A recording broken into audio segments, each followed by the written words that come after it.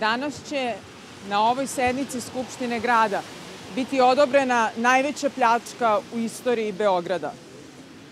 Glasaće se za metro koji, za razliku od projekta metroa iz 2012. godine, koji su projektovali stručnjaci i koji je trebalo da košta 2,2 milijarde evra, koštaće minimum 6,6 milijarde evra i projektovali su ga političari.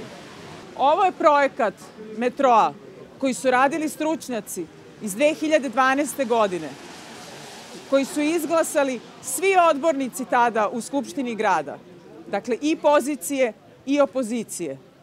I da Srpska napredna stranka nije došla na vlast u Beogradu i da nije obustavila ovakav jedan projekat, mi bismo se danas vozili prvom linijom metroa, a u izgradi bi bila i druga linija.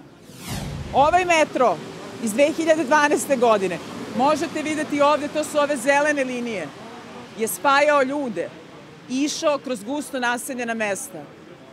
Metro crvene linije, to je naprednjački metro koji su projektovali političari, koji spaja dve livade, zaobilazi glavnu autobusku stanicu, glavnu železničku stanicu, linije se ne spajaju prva i druga u centru grada, kako je to svuda u svetu, na Trgu Republike, nego se spajaju na Savskom trgu.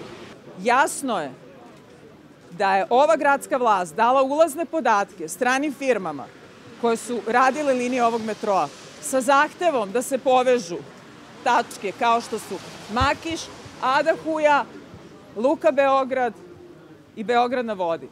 Dakle, tačke i delovi grada gde njihovi investitori planiraju gradnju stambeno-poslovnih prostora. Dakle, ova gradska vlast nema nameru da ovim projektom metroa reši probleme građana Beograda, već samo rade u svom interesu i u interesu svojih investitora.